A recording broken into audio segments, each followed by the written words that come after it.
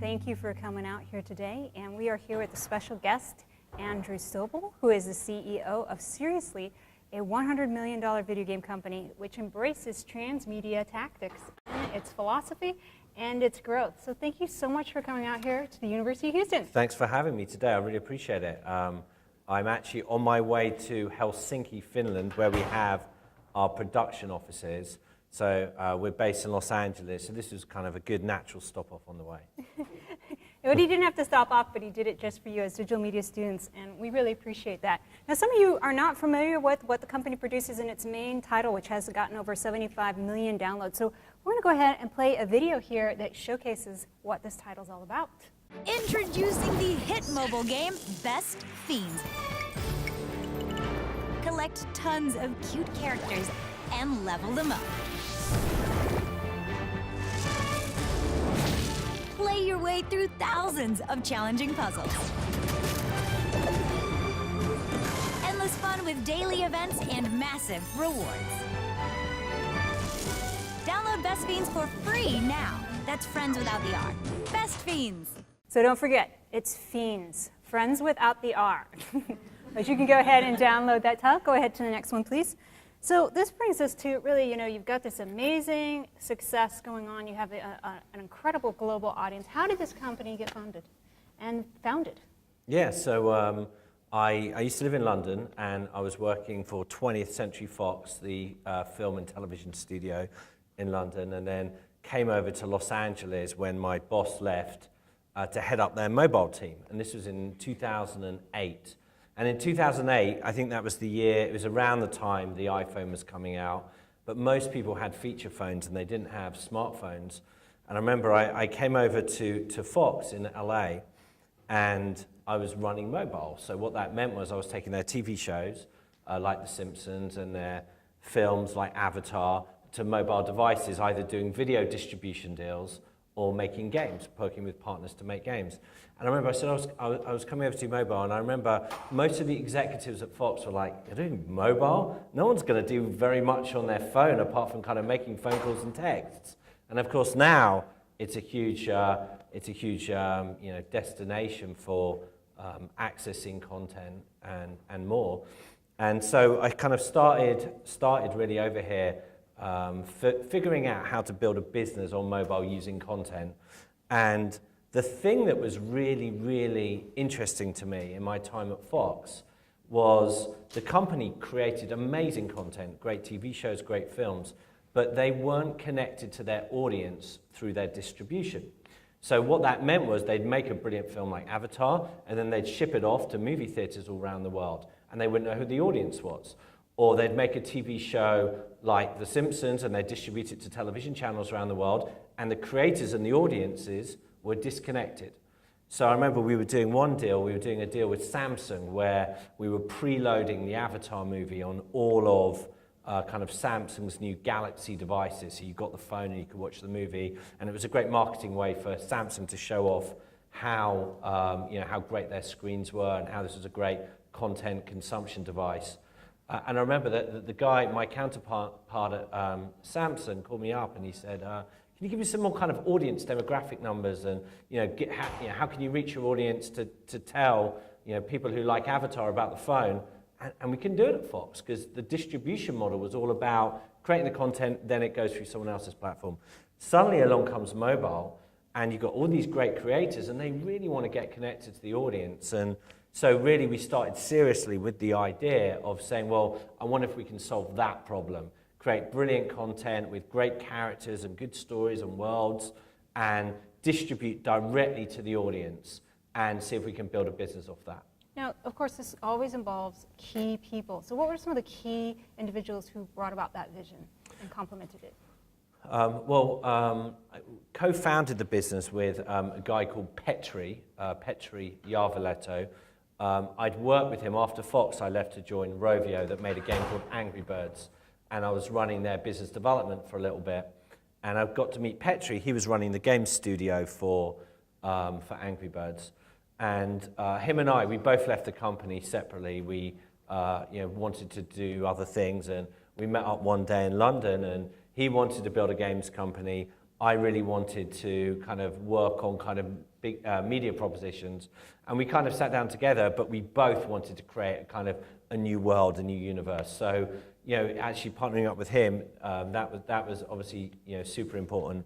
Our strategy really was, you know, build a world and story and characters, and then build the IP off there. We just happened to start with a mobile game. You're seeing, you know, kind of TV ad we're running at the moment for Best Fiends, the mobile game, but really this is a world, and the game's just a kind of touch point for the IP.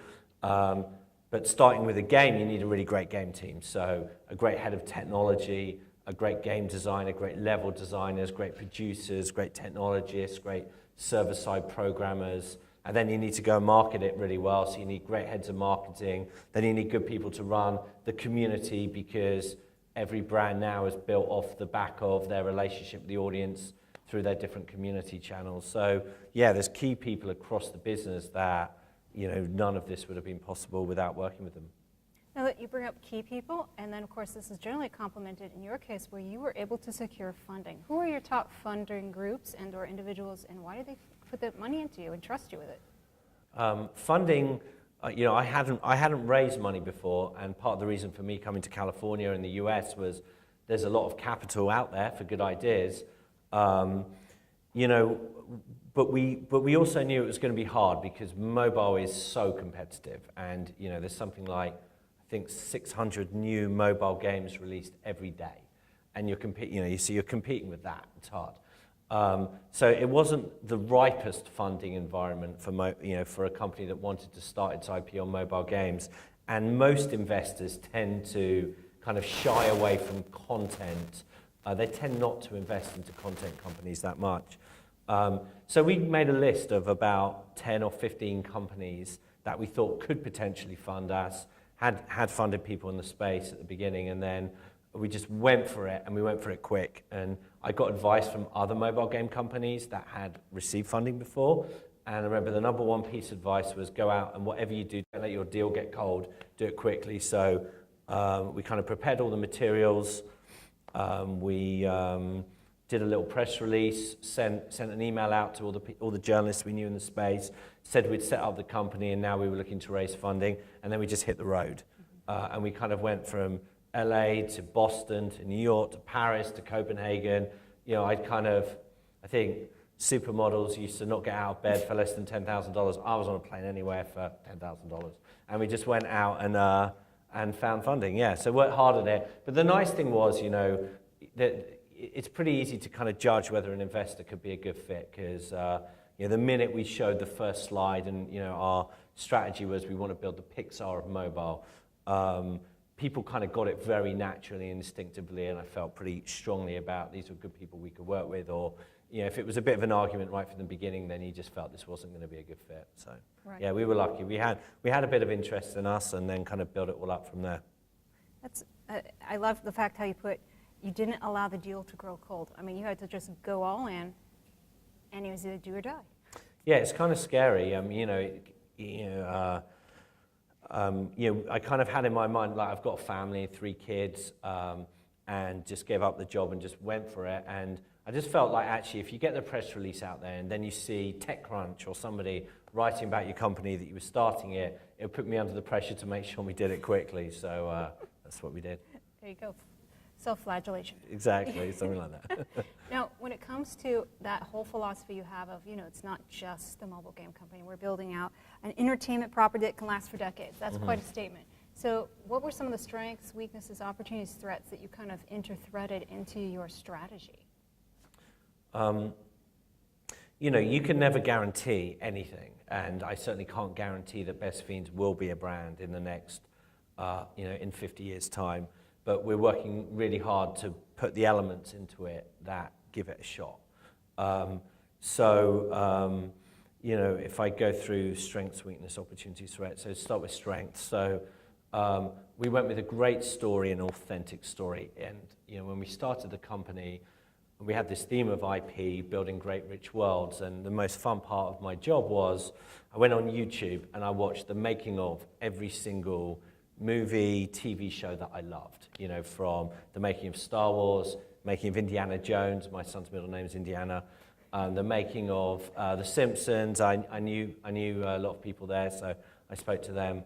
And it was fascinating, and there was one common thread with all of them, making of the Godfather movie. One common thread, which is every one of those movies or TV shows had somebody that would run through a wall to make it happen. They just would fight like crazy to make it happen, and the story was always very authentic to them. You know, if it was the Godfather, you had the team there kind of were telling the story of their family. If it was,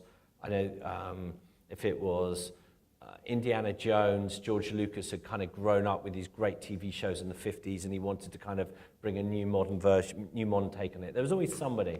And in Petri, my co-founder, he had a story that he used to tell his kids all about kind of life in Finland, where in the garden of his house, if you've ever been to Finland before, it's like the opposite of Houston. It is so cold. And it snows from about September to May. And in May, everything starts thawing, but the trouble is there's this invasive species of Spanish slugs that have made their way to Finland. And if you're walking down the street, you'll go squelch, squelch, squelch, because you're walking over these slugs.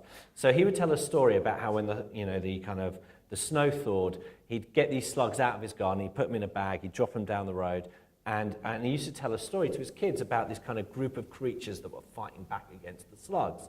So he started kind of building the narrative on top of that story, and of course then we really wanted to tell it. It was so close to his heart. So, you know, strength number one was find an authentic story you care passionately about and build it out. Slugs. Who'd have guessed?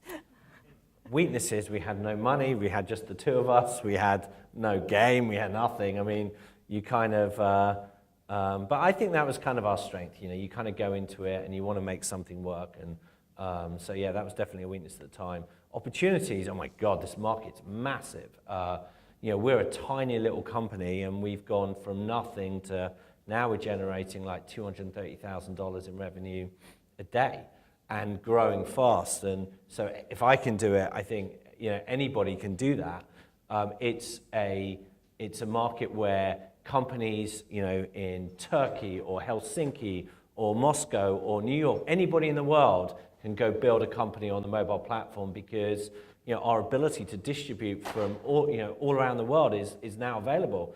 If you talk to, like, you know, the TV guys at Fox in the 90s, they'd have to go to every single country to get the show on the TV. To get an app out on your phone, you just have to kind of, you know, write your code and distribute it through iTunes Connect or the Google Play Store, and you can get something around the world. So I think it's a massive, almost unlimited market, and there's a huge opportunity for brands that I think are going to get built on mobile over the next 20 years. That's obvious. We have the concept of transmedia. Now, this is very much an inherent part of your philosophy that you built into your business model. So why did you choose to use transmedia thinking in your business model?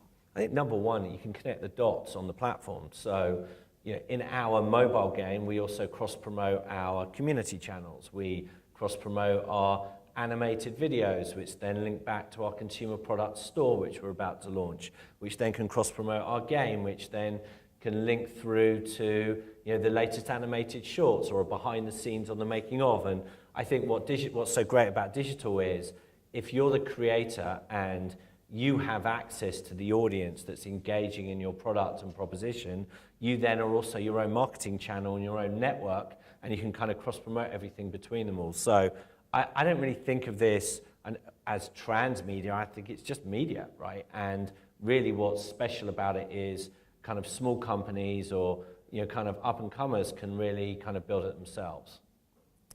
Well, when it comes to heading into mobile space versus other video game platforms, you highlighted some of the reasons why you headed into mobile, just because of especially the target market you're going after.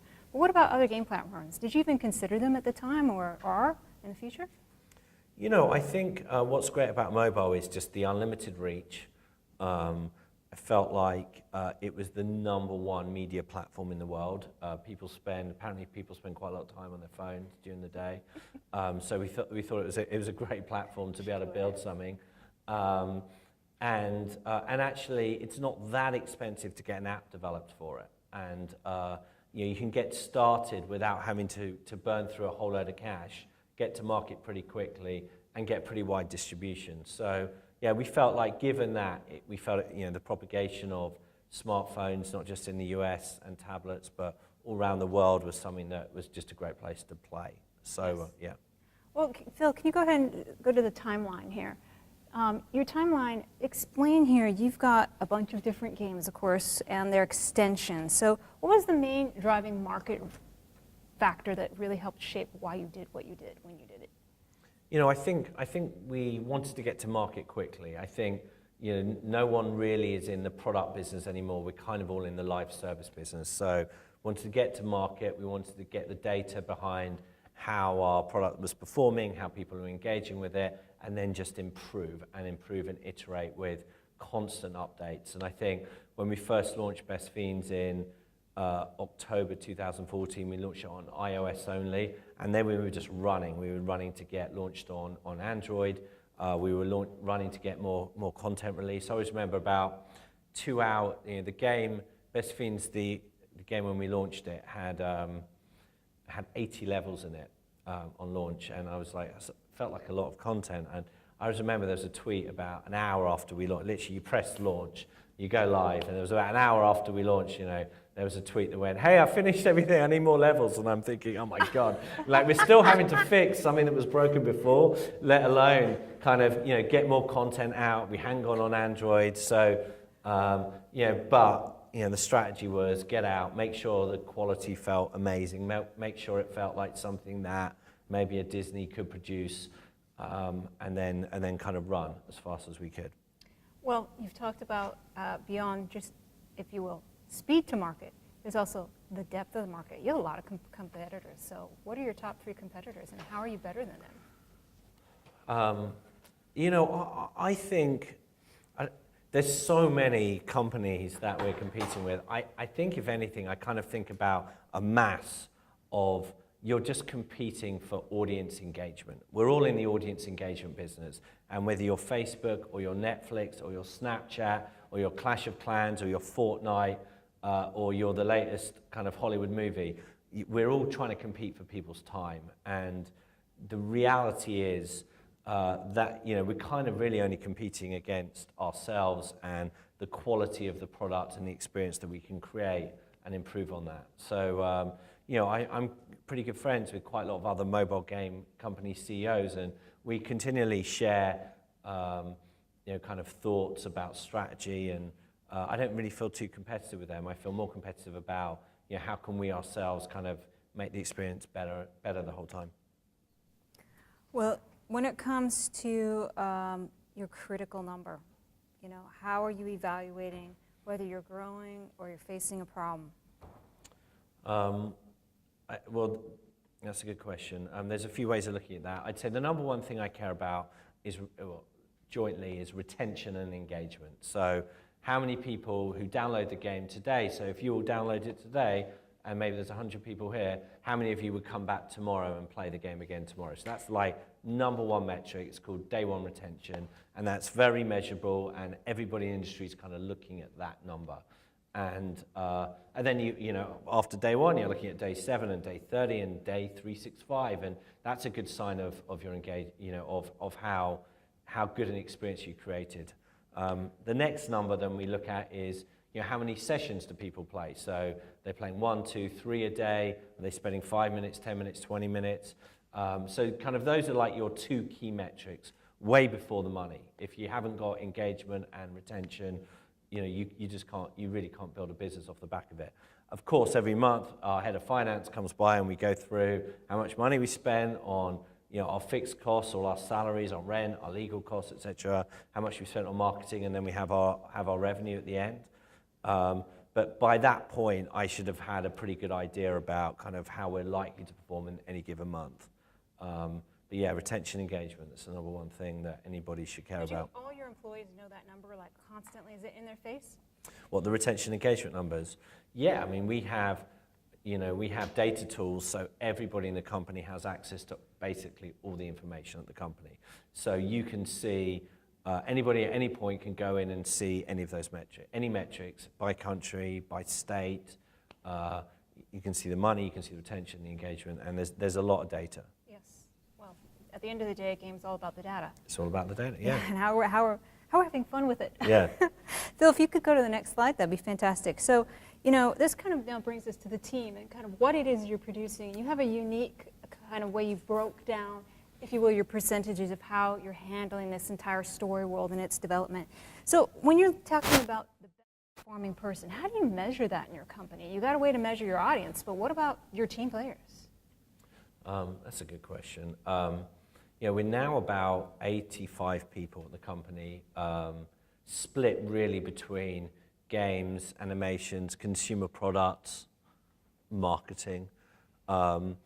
You know, I think each of the teams have got reasonably clear goals, and you know, whether it's kind of, you know, revenue retention, engagement, whether it's a team launching a new product, having a time frame and key KPIs around that, or whether it's our marketing team, who, you know, everything's highly measurable.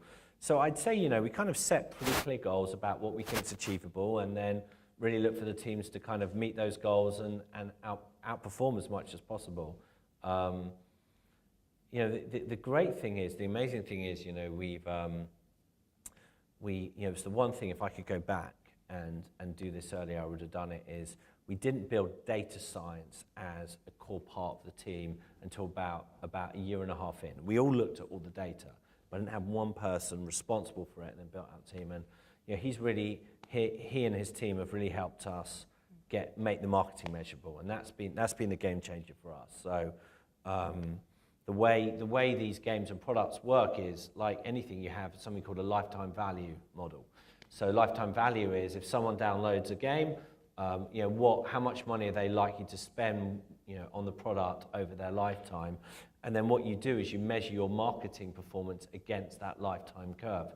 So what it means is, so let's say you're something that's likely to pay $10 in the game over a year, your kind of curve looks like that, and then you kind of judge how effective the marketing is after 7 days and 30 days, and now everything's very, very measurable. It's pretty, it's not easy, but we have a way of kind of evaluating the team as to whether they're performing and doing a good job. And they have a way themselves to also measure, well, was my specific strategy or my goals actually lined up to where we thought we would target? Yeah, exactly. And it's a good mix of, you know, I think all of the, you know, the companies that are going to do well in media going forward are a good mix of kind of creative and data. Mm-hmm. And we always talk about kind of marrying the two. So, you know, the other side of it is, sometimes there's just, you know, kind of getting to this place, there's so many little elements that help get you to a place where you've got a product that can connect with people and feels like a good, authentic experience. So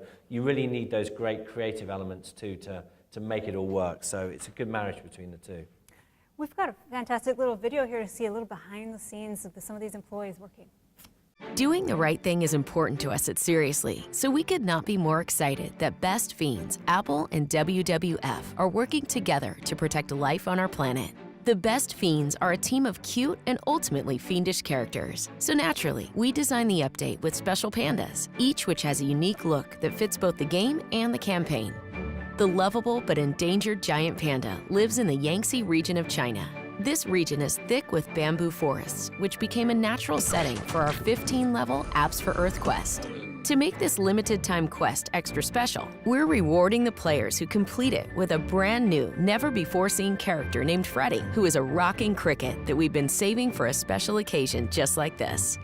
We hope that all of you like the update and that you play the Apps for Earth quest levels in the game, where you'll also find more info about the WWF and the important work they do.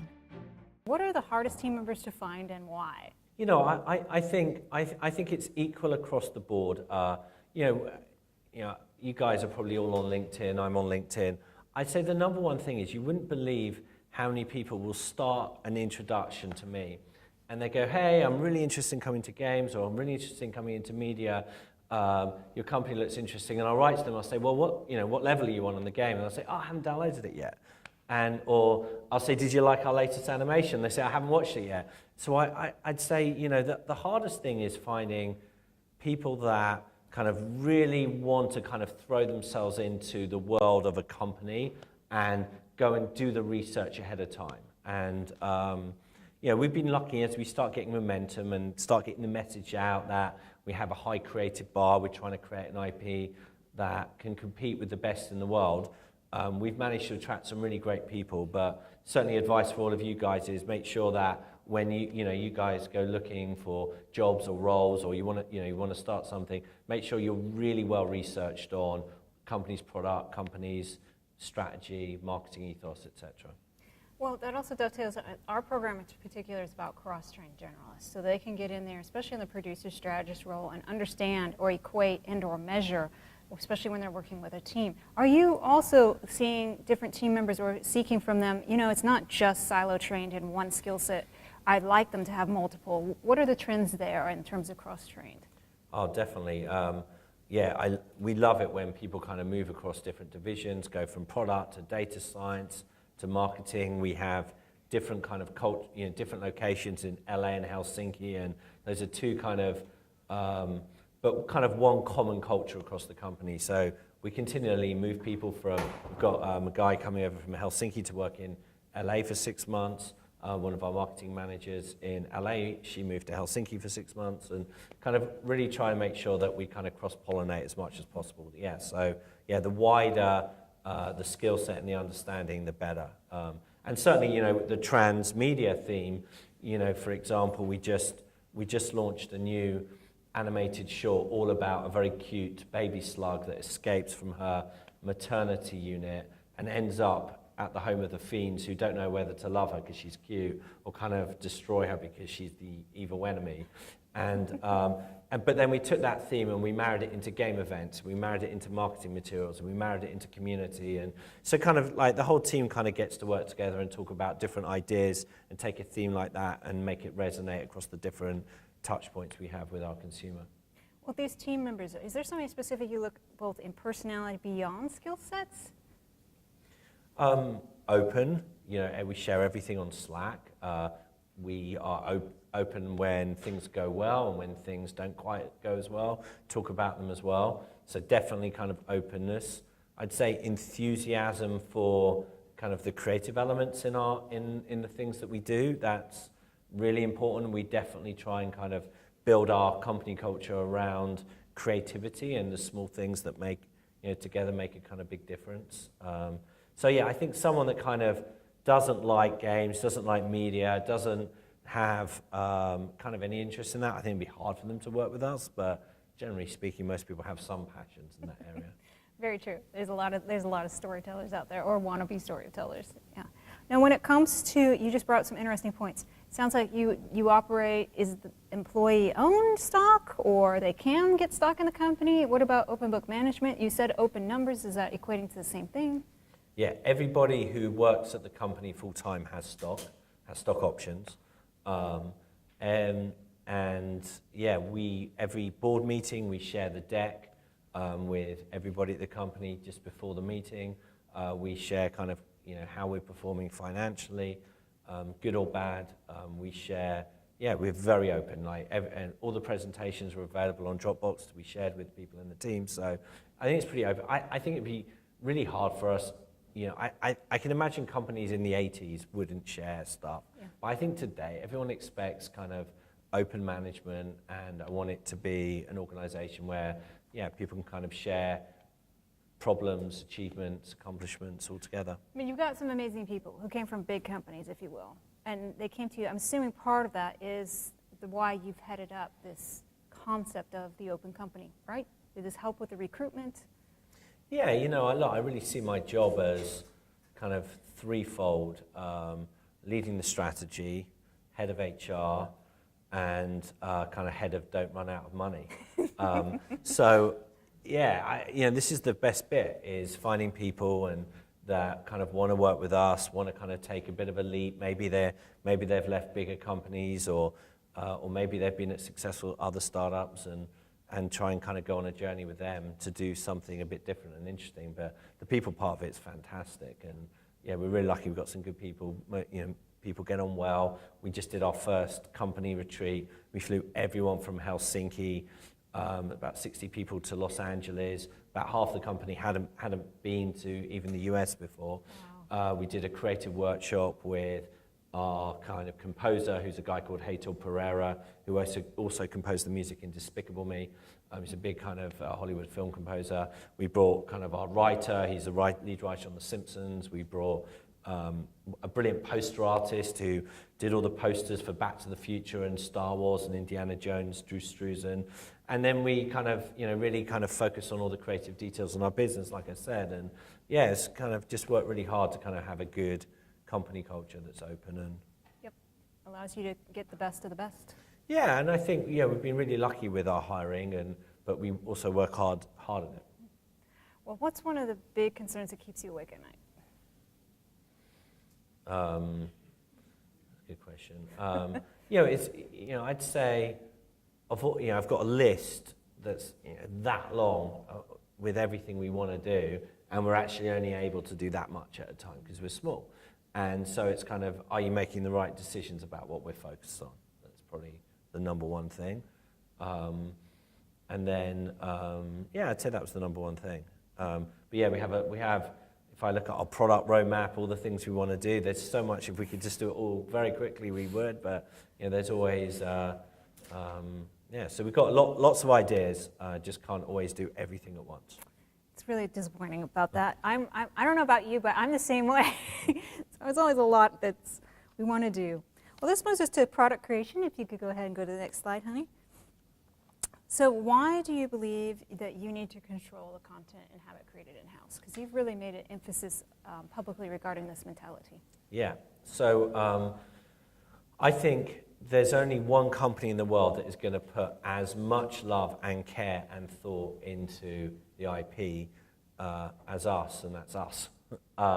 That said, we're starting to find more and more partners that can really help us elevate, and we work with some amazing partners to help us kind of build out the IP. But I want us to own and operate it and control it, because I think that that's where the value lies in these businesses, is in the intellectual property.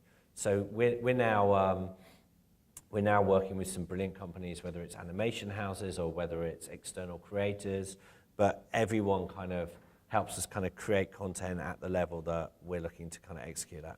So film on the video production side as well? Are you collaborating with other people? Or? Yeah, so we work, I don't know if any of you have seen our animated shorts, but we're kind of trying to create something that can be as good as a Looney Tunes or a Despicable Me or a Simpsons.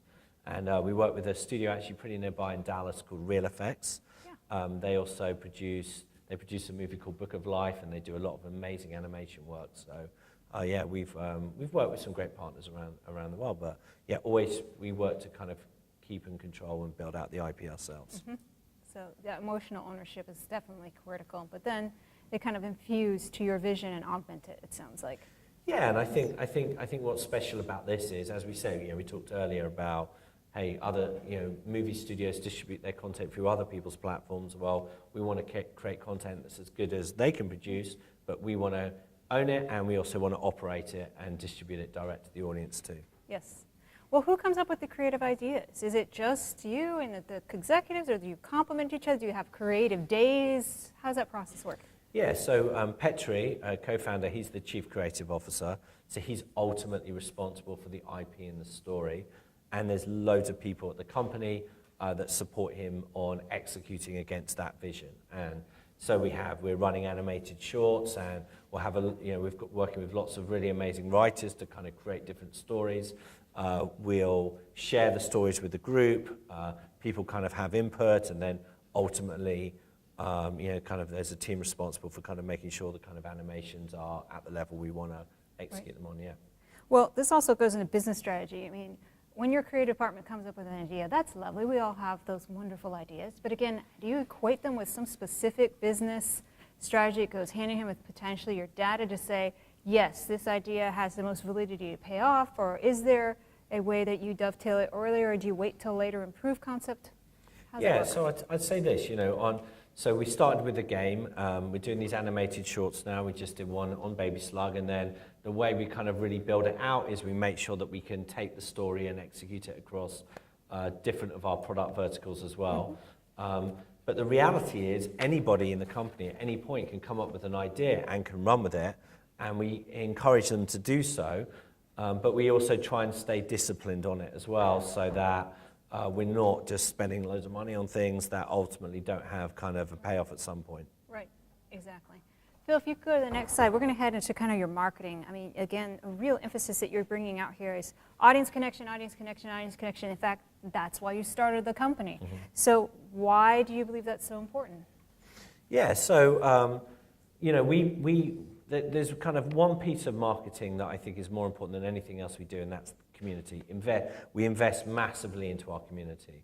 And what that means is we run channels on Facebook, YouTube, Twitter, Snapchat, Pinterest, Instagram, and we're always kind of putting new content out there and trying to kind of make sure we answer every tweet, every email, and really kind of look at you know, all the work we do with the community really is our front line of marketing. So yeah, I think that's an important place for any brand to go at the beginning, yeah.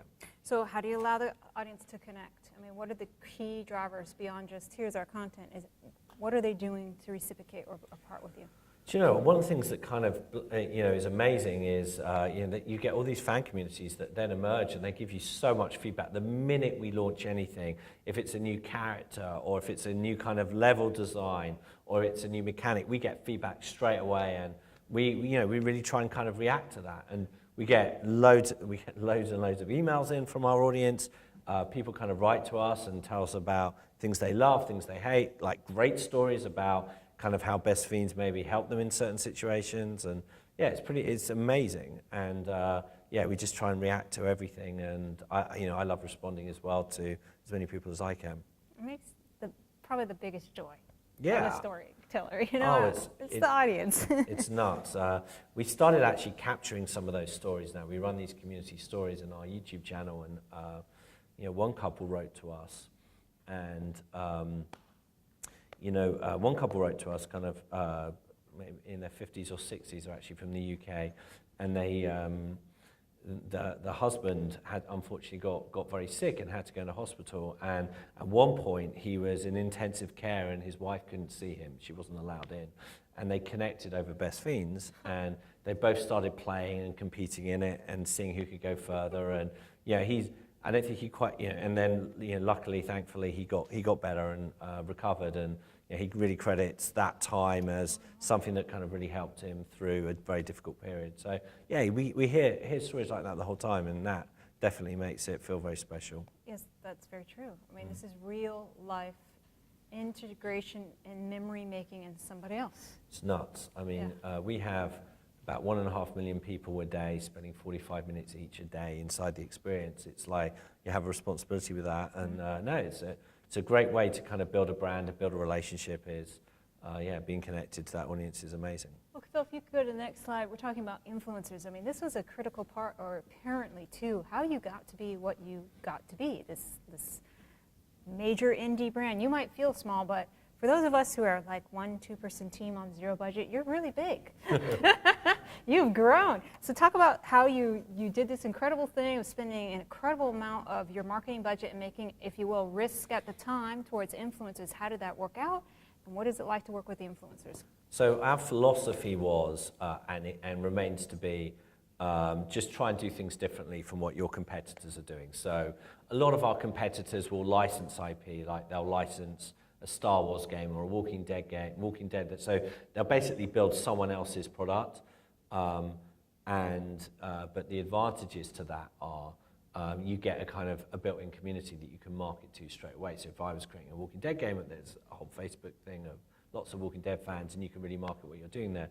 We took, you know, the counterpoint to that, which was build our own thing, and you know, given that we were taking a different approach, we thought, right, let's take a different approach to marketing. And we didn't have very much money when we first launched Best Fiends. I think we had about $200,000 marketing budget for the first 6 weeks of its launch. And just so you know, at the time we were competing with, you know, if you look at Candy Crush, that team was probably spending $1 million to $2 million a day. And we had 200,000 for like 6 weeks to introduce Best Fiends to the world. So we had a look at where everyone else was at marketing. And this was 2014, and at the time, not very many games companies were marketing, working with influencers. So we called up one of the biggest influencer MCNs out there called Maker Studios, and this was about 4 days before the launch of Best Fiends, and we said, hey, we're launching a game, we'd really like, maybe it's longer, maybe it's a week or so. We said, hey, we're launching this game, we'd love to work with one of your influencers. And they called us back and they said, well, we have got an opportunity for you. It's with an influencer called PewDiePie. And so he's pretty big. And at the time, he wasn't in trouble. So anyway, so we get this opportunity and we think, okay, let's go for it. And it cost us a chunk of money. And we basically sponsored a kind of video of him and his best friend, Cinnamon Toast Ken, doing a kind of vlog all about just kind of riffing with each other, and we sponsored it. Anyway, so day before we're about to go live with Best Fiends, they send us the video for us to approve it and say it was okay. And throughout the video, PewDiePie is talking about a great game he's played called Best Friends. And we're like, oh my God. I was like, I know it's a play on, Best Fiends is a play on Best Friends, but it's clearly called Best Fiends. It's about these cute characters that have to become stronger and more fiendish and more powerful. And he's called it Best Friends. And so we say, hey, this video, this is the biggest thing in our marketing campaign. And they go, and his manager goes, oh no, I can't believe it. He's done this before. And we'll fix it. Anyway, so a couple of hours before we're about to launch, the video comes back. And you know how Star Wars opens with, that kind of long thing, And so he's done that at the start of the video. He goes, oh, I'm such an idiot. I called this game Best Friends, it's Best Fiends. It wasn't my fault, it was my friend Ken's fault. I think, who knows. And I'm really sorry, it's a great game though, you've got to play it. And then he did kind of the same thing on Twitter, on Facebook, on Instagram, and he apologized and said, oh, I really let these guys down. And so, if I was at Fox representing a great big Fox movie, I'd have just said, that can't go out. But we were young, we just had we were 10 people at the company at the time. We were launching anyway, so we went with it and we blew up. Because his audience was so engaged and passionate, and they really trusted him and built a relationship with, he built a relationship with them. And we just saw the power of this as we did 1 million downloads in the first week, and a great chunk of that was due to him putting it out there in a big way. And so we thought, we've got something special here. How do we iterate on this? How do we evolve? How do we build into it? And influencer marketing got our brand out there, and I'm sure quite a few of you have probably seen at some point a video or a YouTube video or something with where an influencer's talked about Best Fiends. So what are the positive and negative sides?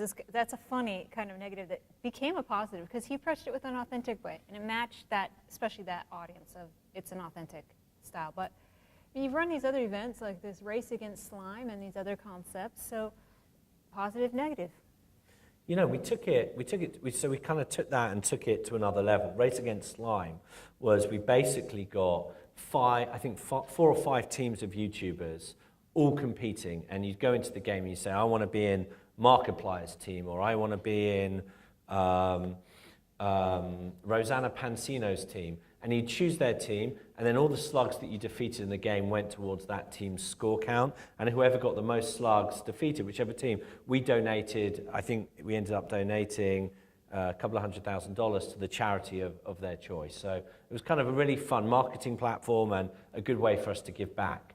I'd say, the thing you learn from something like that is it's great marketing, but you don't always get the most engaged players versus, say, a more targeted piece of marketing where you're really honing in on your core user group and where they're going to be super engaged because they want to play a game as opposed to because they want to support their influencer. So, but it all kind of washes out. At the end of the day, we got a load of new players. We started building the brand. We marketed innovatively. So it all worked out. I was really proud of what we did. But there's always pros and cons of pretty much everything you do. Okay, so are you heading into live streaming? Not hugely. Not hugely. I think for the games that we have, it's not a perfect platform for that. we are moving into multiplayer. So our next game was called Best Fiends Rivals, is now going to be called Best Fiends Stars. That's going to have a big kind of multiplayer element where you join teams and you go after team competitions in the game. But I'm not sure that should be our biggest focus. I think on the video side, our opportunity is take the IP into animations and maybe a television show or a feature at some point. Mm-hmm. Can we go ahead and go to the next slide? Let's head into these financials here because, you know, at the end of the day, a business is all about job security, and job security is based on, did we make the money? Did we hit the goals? So you've reached over 100 million in revenue in 4 years, which is just outstanding. So what future financial milestones are you hoping to achieve, and why do you think you can reach them? You know, I think there's a really big market for great brands and propositions. You know, this was last year. So last year we really, I don't know if we put it up there, but we were profitable as well. Really focused on kind of the underlying core metrics of the business, trying to make sure that our marketing spend was proportionate with the revenues that we could generate. I think we've built a good foundation for the company. This year we've accelerated from here. We're now at,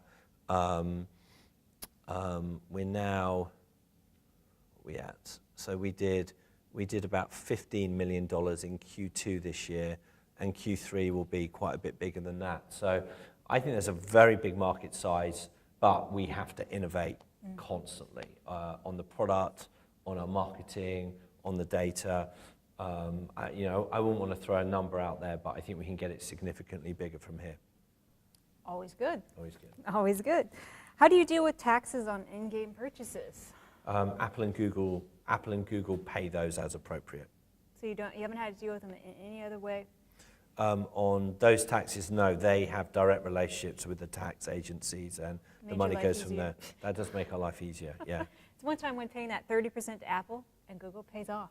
Yeah, well, exactly. I mean, look, they do a good job. Their platforms are amazing. We get worldwide distribution, and but yeah, so they take care of those. Well, how do you see the studio continuing to expand from the creative IP standpoint? If we go to the next slide. So I think we've really just got started with Best Fiends. So that, you know, number one goal is let's build out this world. There will be 3 Best Fiends games in the market at the end of this year. We're Best Fiends Rivals was in soft launch, and we pulled it out, redid it a little bit, and now it's back. Goes back into soft launch in the next few weeks as Best Fiends Stars. We're working really hard on our animations. Do check those out. I think they're a great way of showing off the world. We'll have done 3 animations this year. Next year we're looking to do 5 or 6. Maybe we're looking to get a sponsor involved as well. On consumer products, we're launching a store in 3 weeks. We're just trying to kind of create stuff that feels lifestyle-ish, that isn't just a fan product. It's you know, if you've ever been to Disneyland or Disney World and you go to the stores there, they've always got the kind of highest end stuff. It's very artistic and creative, so trying to focus on that.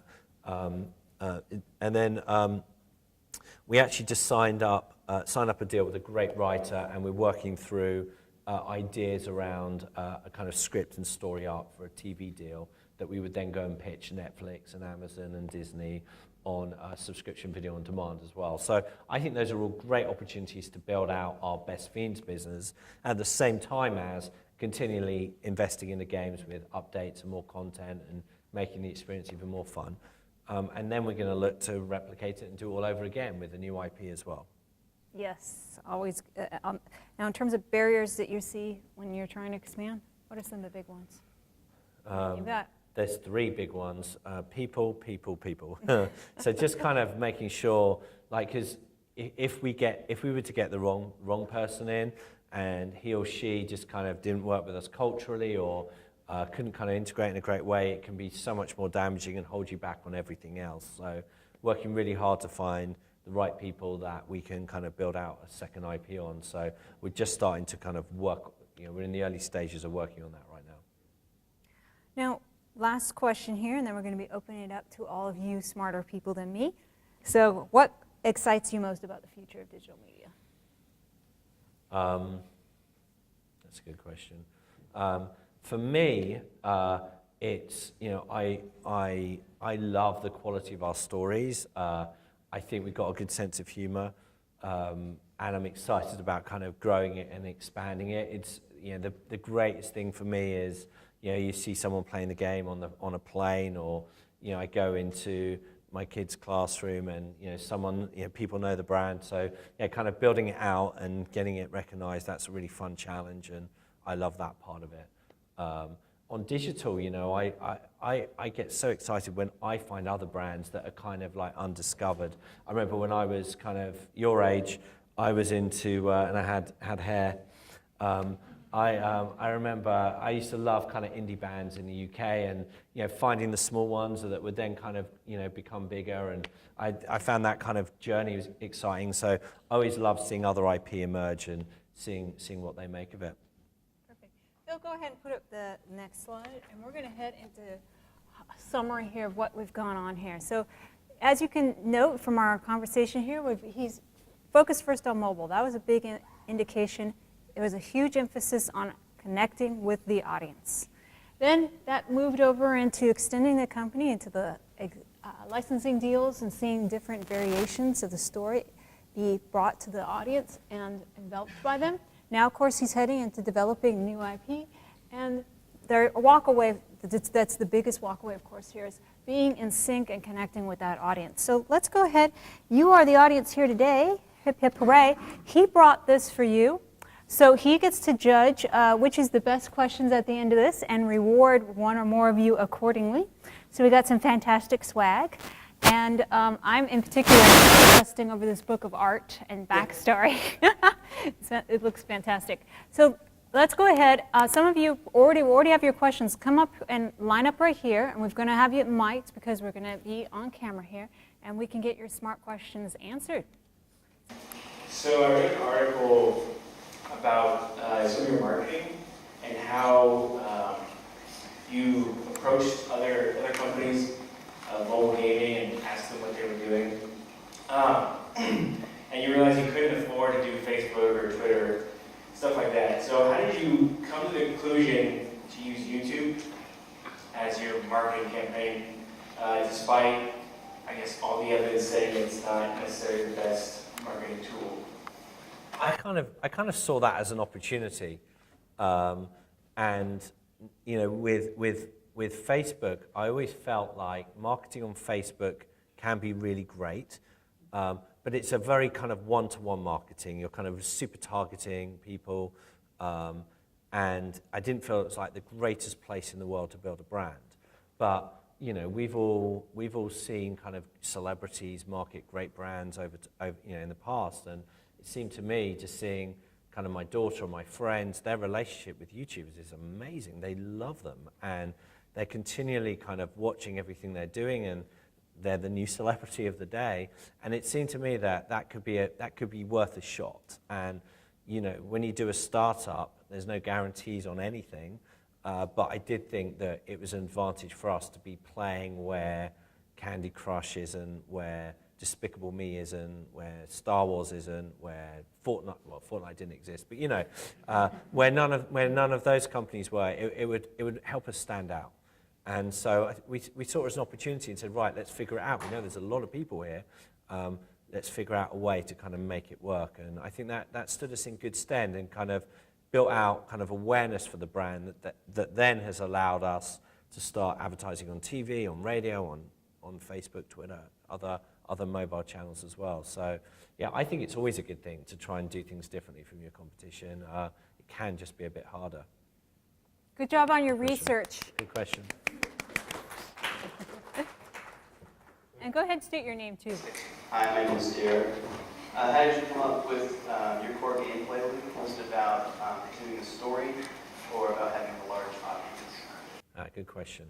Well, we knew we wanted, you know, we talked about retention earlier.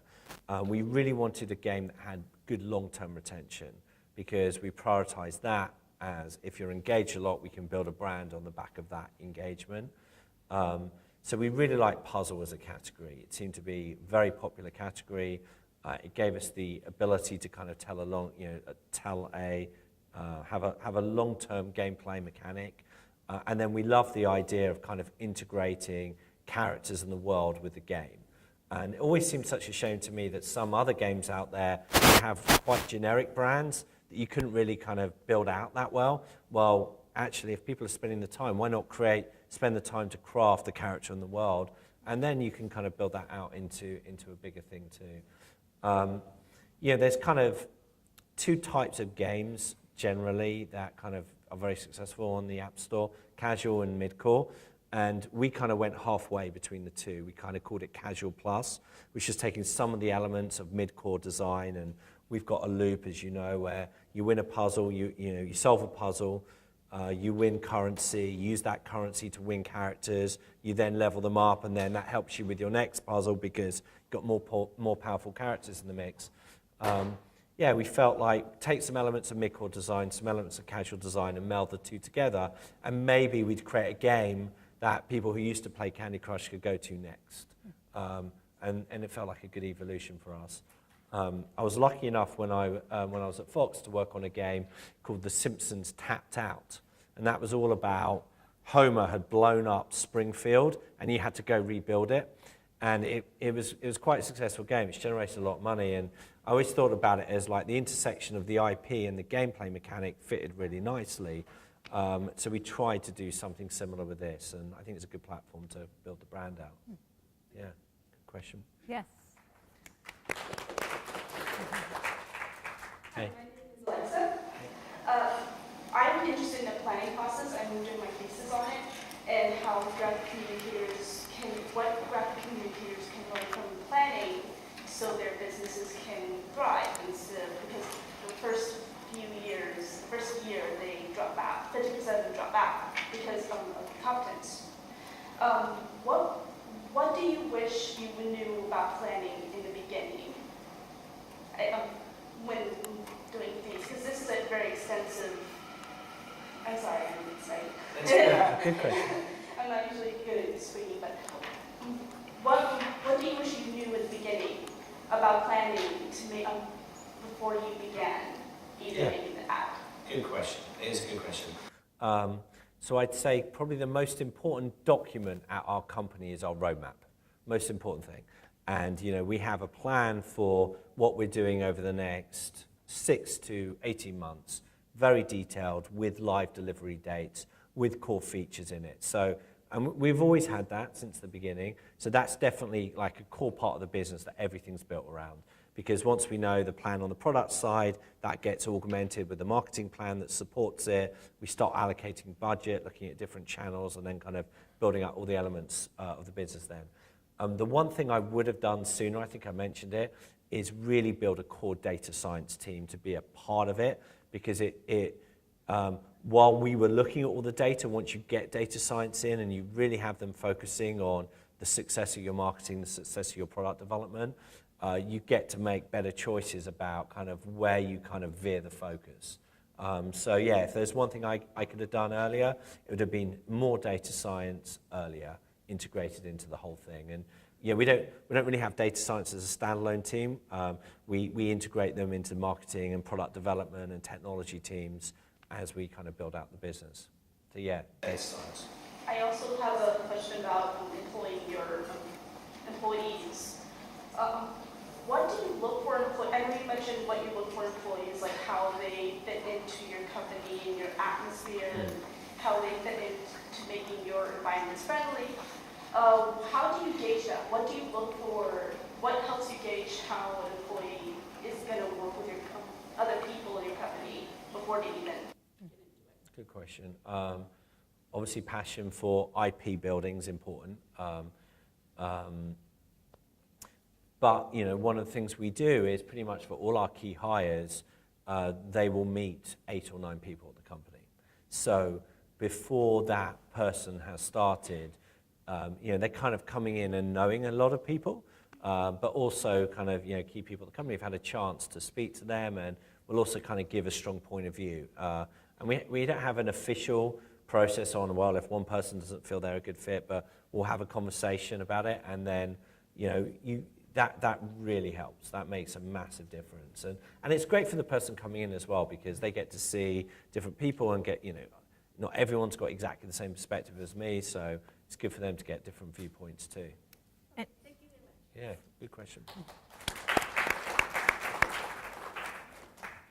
So, my name is and I saw that develop new IP thing there. So I was wondering, like, when it comes to like new IP, are you thinking about doing something that's like relatively similar to how you've been doing it here with like the dual sort of gameplay, or is it going to be something like totally different, like I don't know, like Best Fiends, Crash Bandicoot or something like that? Also, like, would you change it up from the more like rated E for everyone sort of thing that you have here, or would it be like kind of similar in that respect as well? Like, just what are you thinking about when it comes to new? Yeah. So yeah, for new IP, we're thinking about something outside of the Best Fiends world, outside of that universe. So a brand new universe, new characters, new story, new world. But there is one kind of strong connected tissue that I would like us to bring across, and that is, I think, I really like a content sensibility that is subversive yet sweet. So it's got something for everybody in the family. And you can enjoy it, your mum and dad can enjoy it, your kids could enjoy it, something that kind of everybody can enjoy. And so I really want to see that as part of it, you know, and it kind of sets you up by thinking like that. It allows you to kind of make sure that you have a little bit of an edge to it. It isn't too sugar sweet and too sugar coated. So yeah, that's the number one thing we're looking for. And then, you know, in terms of the actual story itself, I just want to see somebody that is so passionate about it that they can't wait to bring the plush toy, the art book, the animation, the game to market. And that they're going to, because it's really, really hard to do that. It's just so hard. You've got to inspire so many people to bring it out, to get the details right, to care about everything from the logo to, you know, where kind of the eyeball sits, you know. And so yeah, just want to see that passion in somebody to say, I really want to kind of go after this world and story. In terms of the gameplay design, pretty flexible as long as it's got a great shot at long-term, multi-year retention. So if the game was something that kind of you could play for 2 months and then probably unlikely to play much longer, I think that'd be hard for us. I'd much rather go in a category. I like the puzzle category because of the long-term retention opportunities, but there's other categories as well. That idea. Yeah, exactly. Good question. So I was really interested in because I heard you mention a lot about the animations of the shorts and stuff. So the video game itself is like the base, right? That's what kind of drives the brand, drives, you know, most people getting used to it. So I noticed when I was looking at the and stuff that your YouTube page has like 500,000 subscribers. You guys are, when you're doing your shorts and stuff, y'all have people like Mark Hamill, you know, voice acting and stuff like that. What importance do you guys put on animations as opposed to the game? Obviously the game is the foundation, but I feel like it looks like you guys are pushing those animations and stuff as like the next thing to push the brand forward. Yeah, well spotted. So yeah, we got an amazing talent in our animation. So we had Mark Hamill from Star Wars. We had Kate Walsh, who was in Grey's Anatomy and 13 Reasons Why. These great voice actors, Dave Herman, Maurice LaMarche. Yeah, we were really lucky on that. And then the music was composed by Heitor, the guy who did compose Despicable Me. So we just kind of take this view, which is in whatever vertical we're in, we have to be brilliant.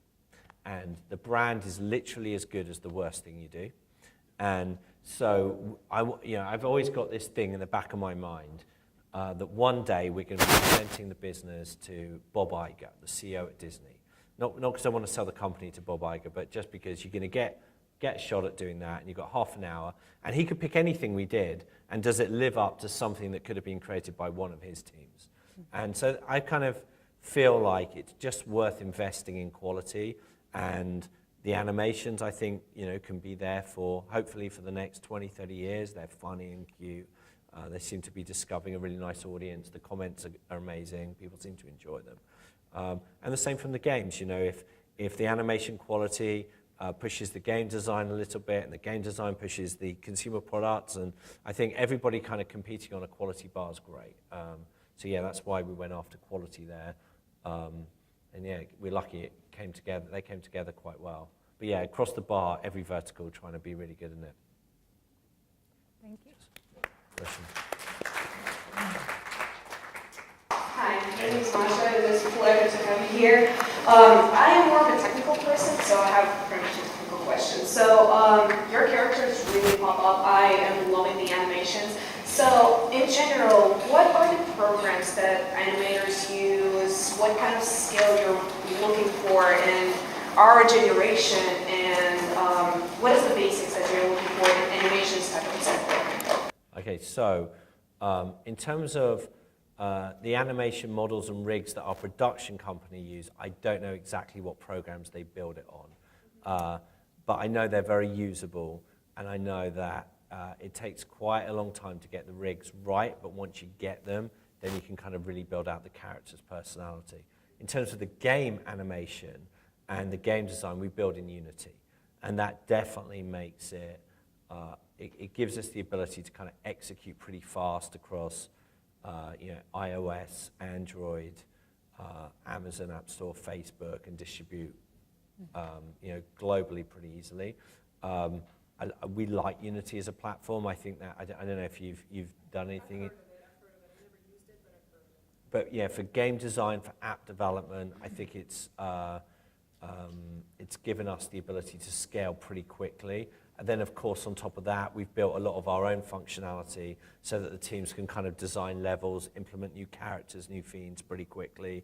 So, you know, it's kind of Unity with a kind of a back end where we kind of really kind of help, the technology team really helps the product design, the level design team kind of execute quickly and nimbly.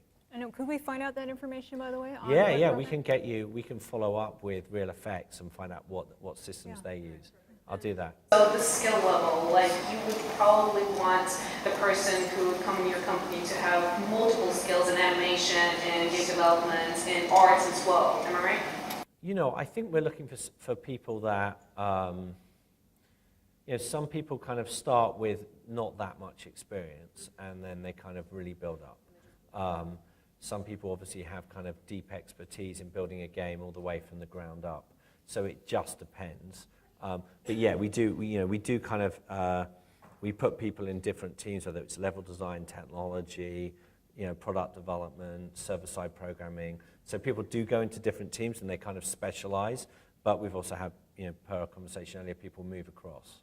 But definitely good to get a real skill set in one of those, I would say, to get started. Pick a fight. Yeah.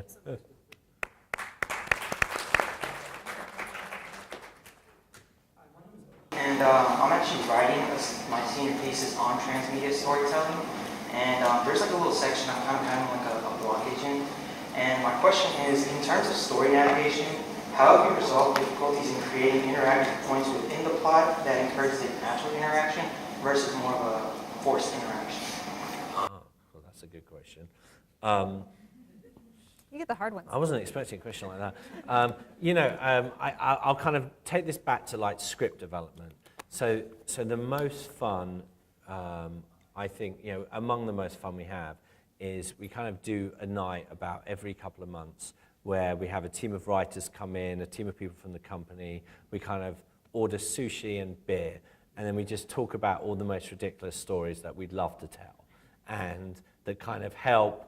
You know, and you know, the aim of the stories is A, to be funny, but B, to really kind of help set up a foundation for more stories that we can tell and go into detail on the different characters in our world.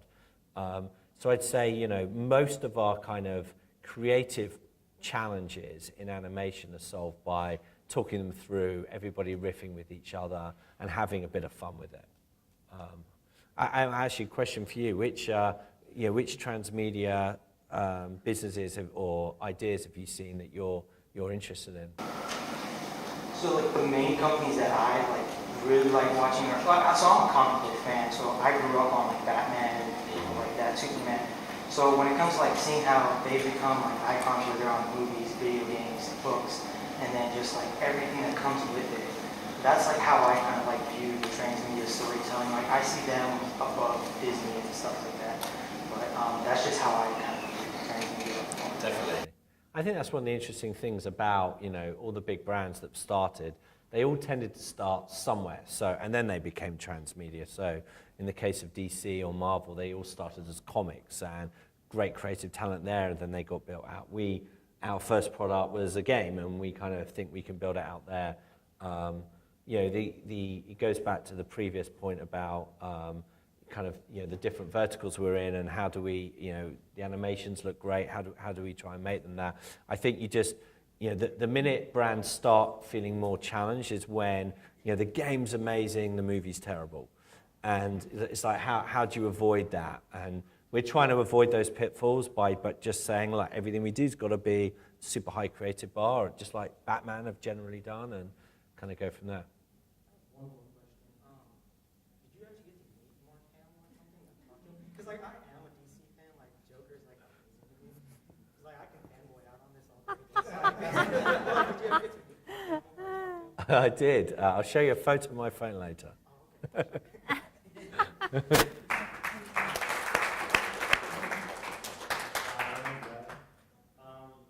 So for me, like, what I really want to do is one day sort of stuff like this, like, you know, create video games, create comics, create movies. And I was wondering, like, what was your guys like? Because you see, like, with this one, like, your friend had like a story about these slugs that would always come up. What's your creative process? Like, how do you come up with like a brand new like idea? Like, do you come up with the gameplay first, with the characters? Do you just come up with the story first? What do you guys normally go about doing? So the question is, how are we thinking about going about the new IP? Yeah. Well, I think there's probably, I told you about the subversive yet sweet idea. That's kind of that's how you feel about it. Definitely strong characters. I think characters kind of differentiate everything in the worlds that you build. Definitely a good conflict. So we need a kind of good versus evil side so that we can kind of tell a good story around that. I'd say the third thing really is good comedy, or the potential for comedy. You know, what I loved about Best Fiends right from the word go was you had these kind of slugs, and they were totally hapless, but there was a lot of them, and they reminded me a little bit of the Minions, except, you know, the Minions aren't, you know, the slugs aren't really necessarily evil, but they are a little destructive. And then kind of having a super great context that you can kind of, you know, an environment and a world that kind of makes sense for those characters. So those are kind of the four things that I'm kind of thinking about as we build it up. Subversive yet sweet, kind of overlaying it all. And then, you know, once we've kind of got that, making sure we have a gameplay mechanic that feels natural to kind of introduce it to people with.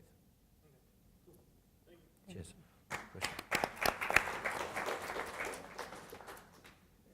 So in terms of like diversity and involvement with like advertising or your audience, how do you use diversity and having the audience have something to engage or connect to within your stories or the game or the brand?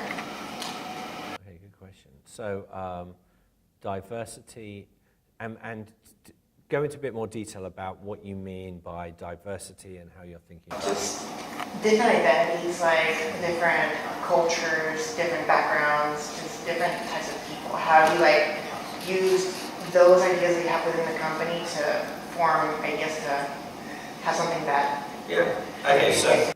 Okay, I'll answer it this way. So I'd say a couple of things.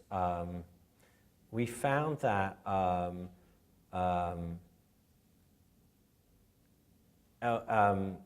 we found like so many different communities love our content, and so we're always kind of working with lots of different people to kind of market. With influencers, we work with just a whole range of people. I remember we worked with one guy called Shane Dawson, and he's this influencer, and he's incredibly enthusiastic about it and couldn't wait to tell his audience about everything we were building, and he'd had a like super tough background and a super tough life, and it just connected really well. You know, similarly, you know, I remember one of our characters is a mosquito. He's called Edward, and he gave up He doesn't drink blood. Instead, he drinks coconut water from a scuba tank on his back. And then we kind of took that character, and then we went and worked with the charity called Malaria No More, and he became the mascot for them. And then we kind of drove a whole load of audience to what Malaria No More was doing, really kind of helping people that kind of in Africa that didn't have access to mosquito nets, and kind of raising awareness for it. And we raised, I think, over $50,000 for them. So kind of, we're always trying to kind of find partnerships that feel natural and interesting and organic, and try and be, use the platform for some good, and try and be inclusive in everything we do, whether it be on the business side or the content side itself. Cool.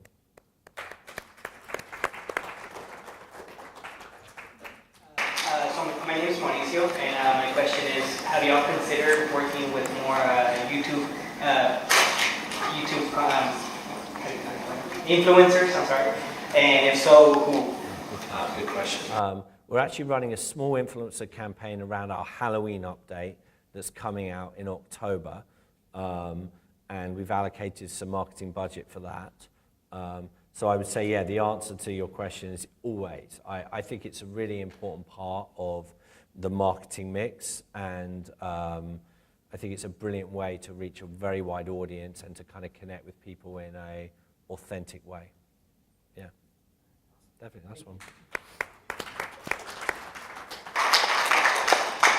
My name is Marie. So I think one of the hardest things when working on creating something is finding out who you want your audience to be, because it kind of shapes how you're going to create that content. So I know that you mentioned that you always wanted your game to be kind of for everybody. So now that you have the game, is your audience everybody, or is it younger or older people? Brilliant question. Yeah, we started, the IP was everybody, and actually the game should be able to be played by anybody from 9-year-old to a 75-year-old.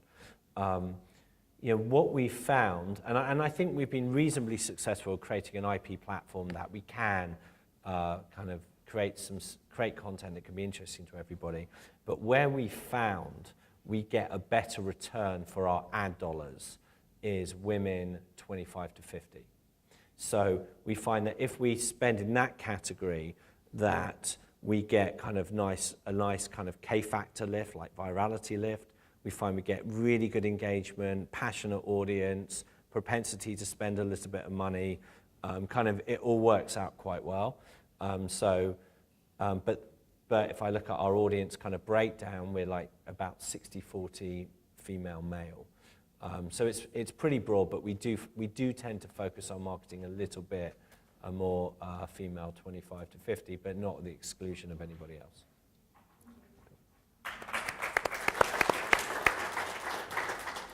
Hey. Thank you for coming. Thanks. I know you kind of touched on this a little bit, but I always run into this kind of chicken and the egg thing where you have to have money to get a good PR campaign out, hire influencers and so on and such forth, but those are the ones that kind of get your product to mass. You know where I'm going with this. I'm actually a composer and sound designer, and I exclusively do music, but I've been here at the College University of Houston working on art and games, so I'm actually trying to kind of learn all three: programming, art, and music to be able to offer mine, as well as to back up my music. Go, hey, look, it works with this and that, and then you guys take it further, of course. My question is, how does, no matter what area you start in, how does one be able to get the funding when they don't have an audience? Chicken and egg.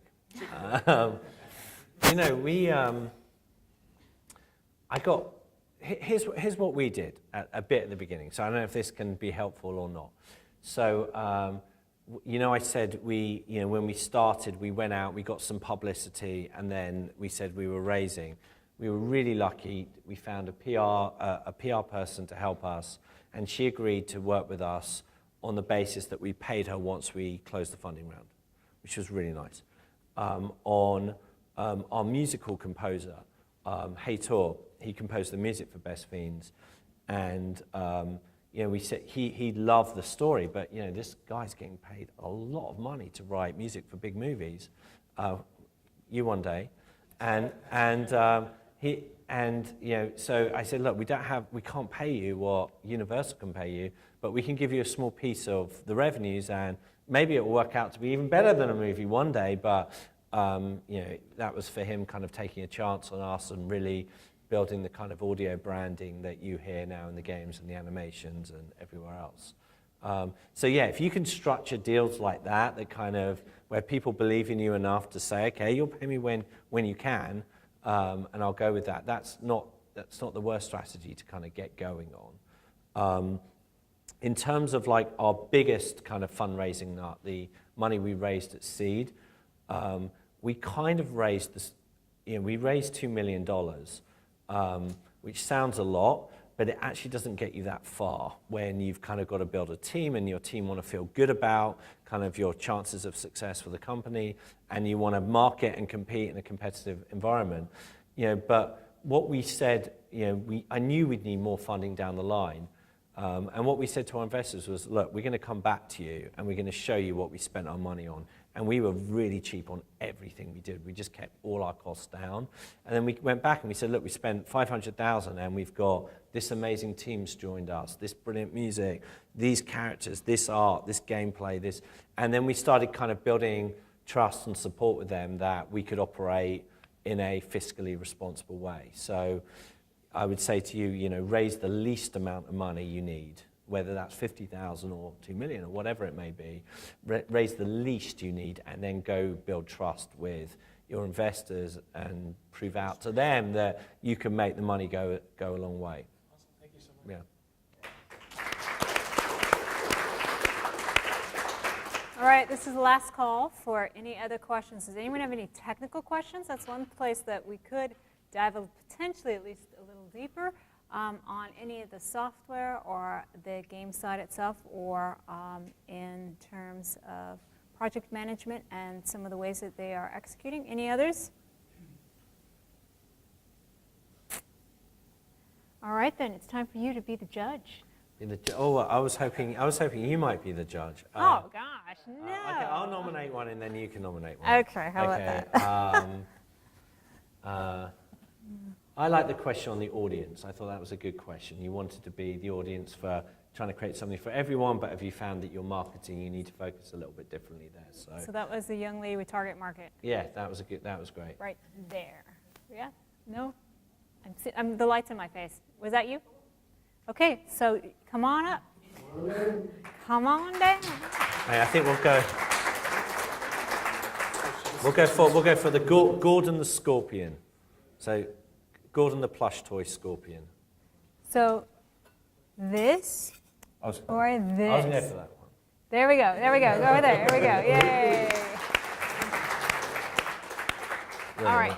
Well, I liked that our very first student who came down with a question with research behind him said, okay, I know what I want to ask. So this is, I would say, your call, depending on if you really love to have a back book or you really love yes, that book's sexy, yes. All right, your turn. And then we'll go for the musician for the water bottle. Okay, Aaron. Yeah, Aaron, you get the water bottle. comes with this case. Yeah, you get a whole thing. There you go. And then we have stickers for everybody else. Yeah, you have to put your sticker on a laptop. Yeah. So the front, some premium laptop space, right? Exactly. Yes, so we got those Help us here. market. Yes. All right, ladies and gentlemen, thank you so much for taking time to come. For those of you going to the 6 to 9 lab, guess who's kindly taking it over? Because I am taking this kind gent out to dinner to thank him for flying out here, okay? So, yes, one last hand. Thank you.